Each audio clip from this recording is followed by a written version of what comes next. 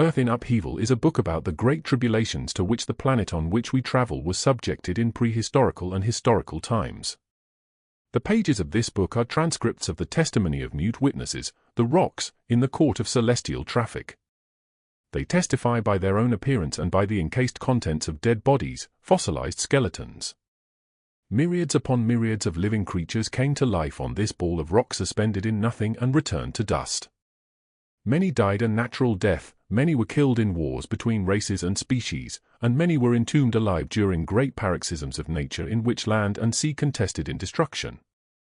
Whole tribes of fish that had filled the ocean suddenly ceased to exist, of entire species and even genera of land animals not a single survivor was left.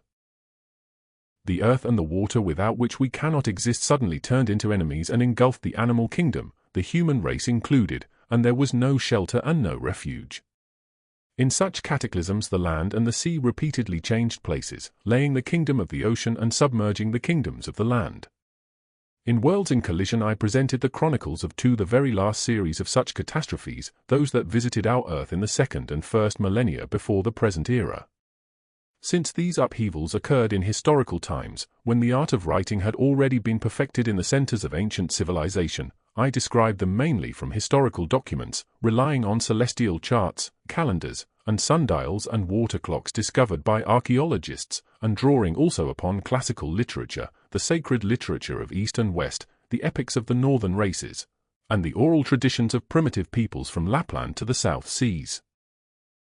Geological vestiges of the events narrated in documents and traditions were indicated only here and there, when I felt that the immediate testimony of the rocks must be presented along with the historical evidence.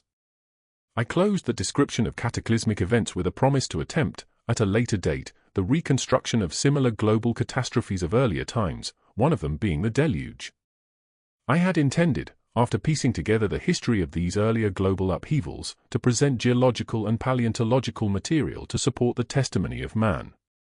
But the reception of Worlds in Collision by certain scientific groups persuaded me, before reviving the pageant of earlier catastrophes, to present at least some of the evidence of the rocks, which is as insistent as that carried down to our times by written records and by word of mouth.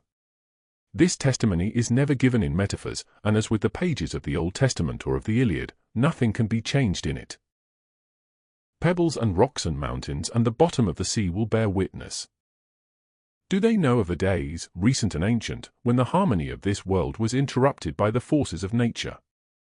Have they entombed innumerable creatures and encased them in rock? Have they seen the ocean moving on continents and continents sliding under water? Was this earth and the expanse of its sea showered with stones and covered by ashes? Were its forests, uprooted by hurricanes and set afire, covered by tides carrying sand and debris from the bottom of the oceans? It takes millions of years for a log to be turned into coal, but only a single hour when burning. Here lies the core of the problem. Did the earth change in a slow process, a year added to a year and a million years to a million, the peaceful ground of nature being the broad arena of the contest of throngs, in which the fittest survived? Or did it happen, too, that the very arena itself, infuriated, rose against the contestants and made an end of their battles? I present here some pages from the Book of Nature. I have excluded from them all references to ancient literature, traditions, and folklore, and this I have done with intent, so that careless critics cannot decry the entire work as tales and legends. Stones and bones are the only witnesses. Mute as they are, they will testify clearly and unequivocally.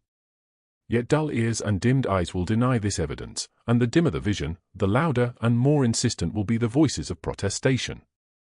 This book was not written for those who swear by the verba magistri the holiness of their school wisdom, and they may debate it without reading it, as well.